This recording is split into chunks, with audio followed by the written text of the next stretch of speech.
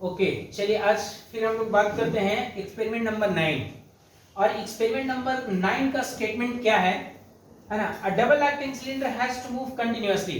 अब देखिए जो एक्सपेरिमेंट नंबर 9 है उसका डिमांड है कि सिलेंडर है वो कंटिन्यूअसली मूव करेगा। इससे प्रीवियस क्लास तक और प्रीवियस एक्सपेरिमेंट तक हम लोग सिलेंडर को मूव कर रहे थे to and fro, forward and backward सिर्फ मूव कर रहा था, मतलब that was cylinder was not moving continuously.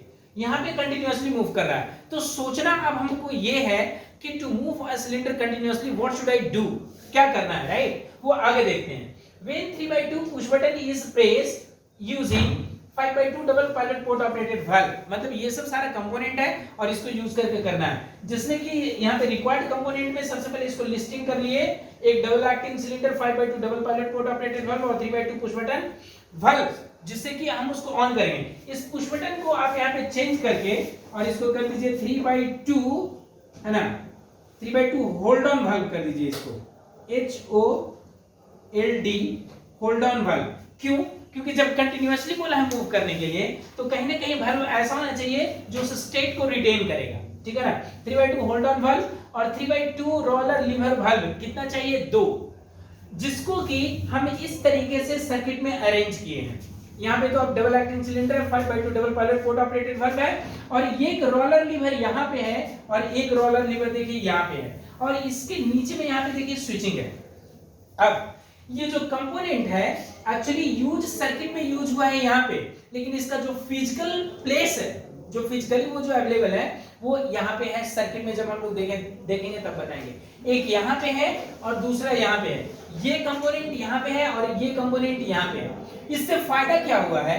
इससे फायदा ये हुआ है कि जब इनिशियली से आपका ये रोलर लीवर जब यहाँ पे है तो ये क्या है, इस पिस्टन की वजह से वो एक्टिवेटेड है, ये एक्टिवेटेड है मतलब ये स्टेट यहाँ पे है और ये क्या है, ऑन है। लेकिन अभी ये वाल्व ऑन नहीं हुआ, रिजल्टेंट मतलब ये सिलेंडर मूव नहीं किया। क्यों? क्योंकि हमने 3/2 होल्ड ऑन को ऑन नहीं किया, मतलब मेन से आपका प्रेशर नहीं है। जैसे इसको ऑन करेंगे, ये ऑन था, यहाँ पे प्रेशर आया, ये स्टेट ओवरराइड किया, प्रेशर यहाँ पे आया और सिलेंडर फॉरवर्ड मूव कर गया। जैसे ही फॉरवर्ड मूव कर गया तो देखिए अब LS2 प्रेस होगा, जिसको हम लोग बोले लिमिट स्विच। जैसे ही LS2 प्रेस होगा मतलब ये प्रेस होगा, ये प्रेस होते ही ये इधर में मूव करेगा और ये प्रेशर यहाँ पे जाकर के इसको ऑन करेगा। जब ये ऑन होगा तो ये इसको सिलेंडर को बैकवर्ड ले जाएगा। साइमल्टेनियसली ये वाला वाल्व उस टाइमिंग में क्या था, ऑफ था, सेम टाइमिंग में वो ऑफ था, जो सपोर्ट करेगा इसको बैकवर्ड आने में। जैसे ये बैकवर्ड आ जाएगा फिर से आपका प्रेस होगा और ये प्रेस होकर के फिर से ये प्रेस होगा और फिर से फॉरवर्ड होगा।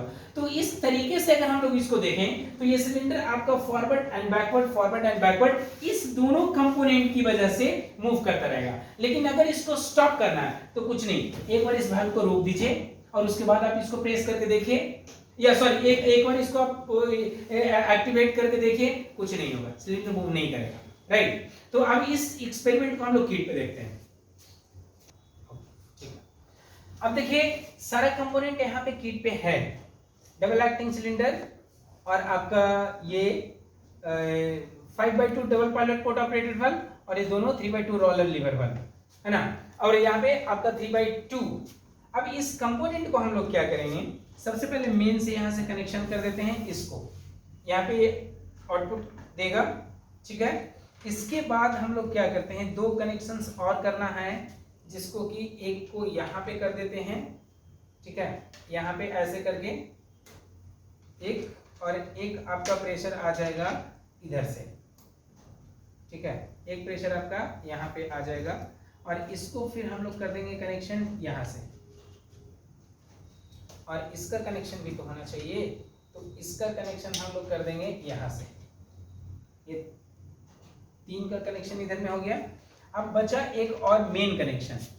एक मेन कनेक्शन के लिए हम लोग क्या करेंगे, यहाँ से एक पाइप उधर में इंसर्ट कर देते हैं, ठीक है ना। एक इधर में पोर्ट कम है तो एक कनेक्शन हम लोग वहां से ले लेंगे। यहाँ पे सारा जितने भी कंपोनेंट हैं सबका देखिए यहाँ पे सोर्स का कनेक्शन हो चुका है, ठीक है। अब इसके बाद क्या करेंगे, तो यहाँ से सबसे पहले आउटपुट ले करके इसका कनेक्शन हम लोग किसके साथ कर देंगे, तो यहाँ पे जो कनेक्शन है उसको हम लोग क्या करेंगे, इसका कनेक्शन यहाँ पे फिलहाल इसको बंद करते हैं और इसका कनेक्शन हम लोग यहाँ से कर लेंगे, ठीक है। और इसका जो आउटपुट निकलेगा, इसका जो आउटपुट, इस आउटपुट को यहाँ पे 5/2 पे हम लोग यहाँ पे दे देंगे, ठीक है। इस 5/2 पे दे दिए। अब यहाँ पे क्या होगा कि ये जो रोलर लीवर का आउटपुट है, इस आउटपुट को यहाँ से लेकर के और यहाँ पे आकर के इस पे दे देंगे। फाइनली बचा कितना, 2। इस 2 को यहाँ पे बैकवर्ड के लिए, तो इस बैकवर्ड का कनेक्शन हम लोग इस सिलेंडर का बैकवर्ड साइड से कर देंगे और ये फॉरवर्ड साइड का जो कनेक्शन है इसको सिलेंडर को फॉरवर्ड पोर्ट से कर देंगे। यहाँ पे करने के बाद सबको ऑन कर देते हैं, ठीक है। अब सबको ऑन करने का मतलब क्या है ना, सबको ऑन करने का मतलब है ये सिलेंडर इनिशियली से ऐसा बैकवर्ड कंडीशन में है। जब ऑन करेंगे, देखिए इनिशियली से ऐसे रहेगा, जब इसको ऑन करेंगे, अगर ये इनिशियली से ऑफ है, अब किसी को भी प्रेस किया देखिए कुछ ऑन नहीं हुआ है, राइट। अब हमने क्या किया, इस 3/2 को ऑन कर दिया।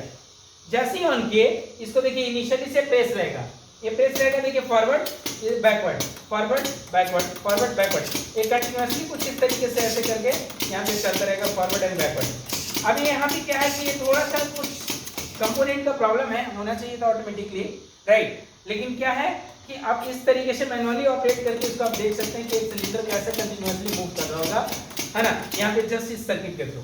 Thank you so much.